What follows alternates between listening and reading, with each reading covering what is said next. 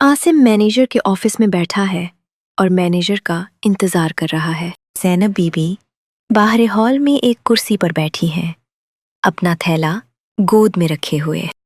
Manager अपने office में आता है। वो आसिम से मुखातिब होकर कहता है, आसिम साहब, आपको यहाँ आने की तकलीफ करने की जरूरत नहीं थी। आपके वालिद ने तो बरसों पहले इस कमरे का किराया ताहियात जमा करवा दिया था। आसिम ये सुनकर बिल्कुल हक्का बक्का रह जाता है। क्या मतलब? मेरे वालिद ने? वो तो 10 साल पहले फौत हो चुके हैं। हाँ, तुम्हारे वालिद बहुत दूर अंदेश थे। वो जानते थे कि तुम एक दिन अपनी माँ को यहाँ चश्म ओढ़ने जरूर आओगे, इसलिए वो उनकी आसाइश का इंतजाम पहले ही कर गए थे। उन्होंने कहा था कि मेरा आसिम बहुत मसरूफ हो जाएगा, लेकिन मेरी ज़ैनब को कभी किसी चीज की कमी ना हो।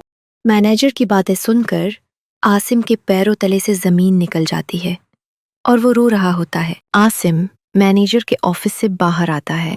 वो हॉल में अपनी माँ को देखता है, जो अब भी उसे देखकर मुस्कुरा रही हैं। बेटा, परेशान ना हो, मैं यहाँ ठीक रहूंगी। तुम अपनी जिंदगी जियो, बस अपना ख्याल रखना।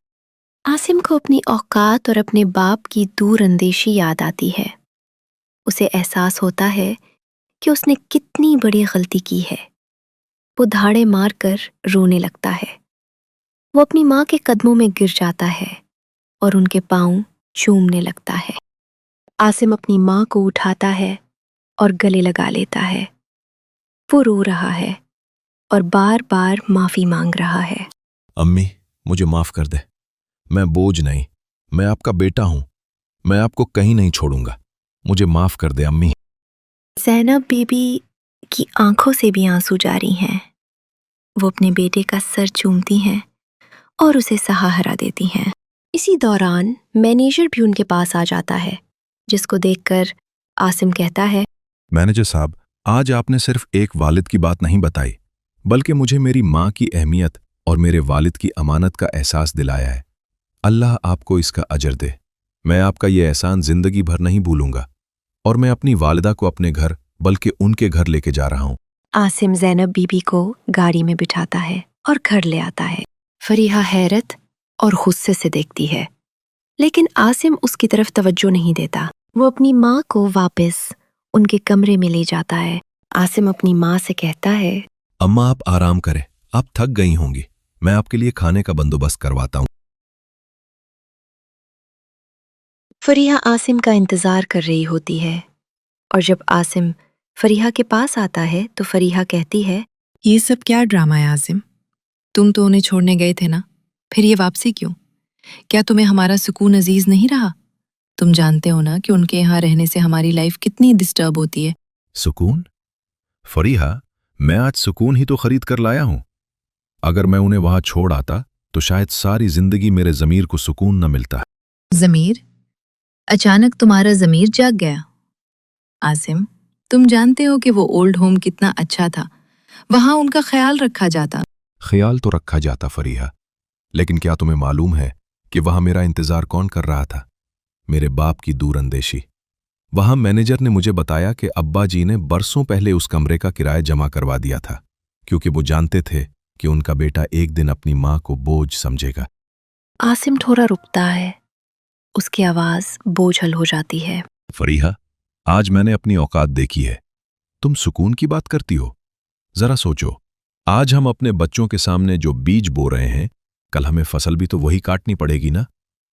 आज मैंने अपनी माँ को बोझ समझा है, तो कल मेरे बच्चे मुझे बोझ क्यों नहीं समझेंगे? फरीहा थोड़ी खामोश हो जाती है, लेकिन फिर भी कहती है, वो अलग बात है आसिम। नहीं फरीहा, कुछ अलग नहीं है। जिंदगी एक गोल दायरा है। जो हम आज दे रहे हैं वही पलटकर हमारे पास आएगा। अगर आज मैंने अपनी माँ की उंगली छोड़ दी तो कल मेरे बच्चे मेरा हाथ थामने से इनकार कर देंगे। मैं नहीं चाहता कि कल मेरा बेटा भी किसी सहारा सेंटर में मेरे लिए कमरा बुक करवा रहा हो। ये घर जितना मेरा है उतना ही मेरी माँ का है, बल्कि उस घर की बरकत ही उनके दम से है। अगर तुम्हें सुकून चाहिए फरीहा, तो उनकी खिदमत में ढूंढो, उन्हें निकालने में नहीं, क्योंकि जिस दहलीज पर माँ की दुआएं हों वहां कभी पछतावे नहीं आते। फरीहा की नजरें झुक जाती हैं। वो बेआवाज हो जाती है। आसिम मुड़कर दोबारा माँ के कमरे की तरफ चला जाता है। आसिम मुड़ते हुए रुकता है और एक आखिरी बार फरीहा की तरफ देखकर धीमी मगर मजबूत आवाज में कहता है, फरीहा, औलाद के लिए सबसे बड़ी नसीहत वो लफ्ज़ नहीं होते जो हम बोलते हैं, बल्कि वो अमल होता है जो हम अपने वालदैन के साथ करते हैं। मैं नहीं चाहता कि कल मेरा बेटा सिर्फ एक अच्छा बिजनेसमैन बने, मैं चाहता हूं कि वो एक अच्छा इंसान बने, और इसकी शुरुआत आज मेरे इस फैसले से होगी। आज की कहानी का सबक ये है कि जो बीज आप आज अपने वालदैन के लिए बोएंगे, वही फसल कल आपकी औलाद आपके लिए काटेगी। वालदैन बोझ नहीं, घर की बरकत होती।